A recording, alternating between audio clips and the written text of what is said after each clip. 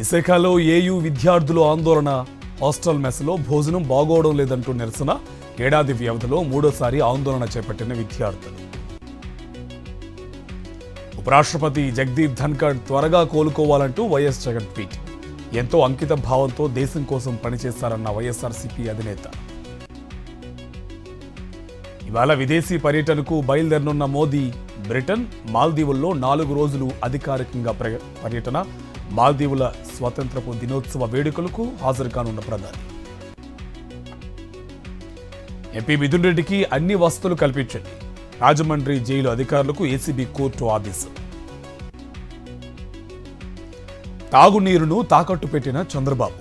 10,000 కోట్లు అప్పు వడ్డీతో సహా ప్రజల నెత్తిన భారం. మంత్రివర్గం తీసుకున్న నిర్ణయానికి అనుగుణంగా ఉత్తర్వులు జారీ. గురుకులాల్లో ఫుడ్ పాయిజన్ పై తెలంగాణ ప్రభుత్వం ఆగ్రహం. అడిషనల్ కలెక్టర్, లోకల్ బాడీలతో కమిటీ వేయాలని నిర్ణయం. జక్కంపూడి రాజా పట్ల కూటమి ప్రభుత్వం నిరంకుశంగా వ్యవహరిస్తోంది. హౌస్ అరెస్ట్ ను ఖండిస్తున్నామన్న వైఎస్ఆర్సీపీ యువజన విభాగం నేత శివారెడ్డి. వైఎస్ఆర్ జిల్లా కొత్తపల్లి గ్రామంలో బాబు షూరిటీ మోసం గ్యారంటీ కార్యక్రమం. చంద్రబాబు మోసాలను ప్రజలకు వివరించిన నరేన్ రామాంజులరెడ్డి. వైఎస్ఆర్సీపీ నేతల్ని పేర్ని నాని, కైలే అనిల్కు హైకోర్టులో ఊరట. పామర్రు పోలీసులు నమోదు చేసిన కేసును కొట్టివేయాలంటూ పిటిషన్. తదుపరి విచారణ గురువారానికి వాయిదా వేసిన ఏపీ హైకోర్టు. పార్వతీపురం, మన్యం జిల్లా చిన్న మంగళాపురంలో వైఎస్ఆర్సీపీ విస్తృత స్థాయి సమావేశం. చంద్రబాబు మోసాలను ప్రజల్లోకి తీసుకువెళ్లాలన్న వైఎస్ఆర్సీపీ నేత. అచ్చెన్నాయుడు చేసిన వ్యాఖ్యలు దుర్మార్గమన్న పొన్నాడ సతీష్ కుమార్. చంద్రబాబు ఎప్పుడూ రైతులను విస్మరించారన్న మాజీ ఎమ్మెల్యే. గుంటూరు జిల్లా మాచవరం ములుకుదురులో రచ్చబండ కార్యక్రమం. చంద్రబాబు మోసాలను ప్రజలకు వివరించిన అంబటి మురళీకృష్ణ.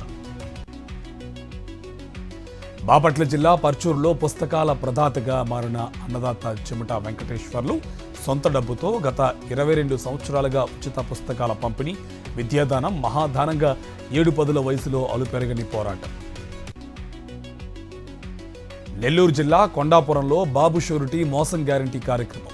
టీడీపీని వీడి వైఎస్ఆర్సీపీలో చేరిన కోడూరు శ్రీనివాసులరెడ్డి.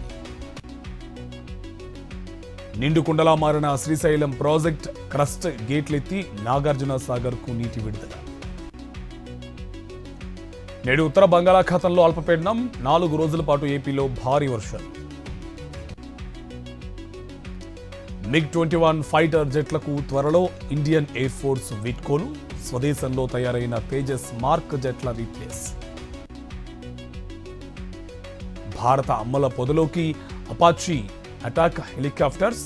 అమెరికా నుంచి భారత్ చేరుకున్న మొదటి బ్యాచ్ హెలికాప్టర్స్. జపాన్తో America big business deal. 15% tariff మాత్రమే వసూలు చేయనున్నట్టు ట్రంప్ ప్రకటన. 3 వన్డేలో ఇంగ్లాండ్ ఉమెన్స్ పై భారత్ ఉమెన్స్ విజయం. 13 రన్స్ తేడాతో ఇంగ్లాండ్ పై ఇండియా విజయ కేతనం.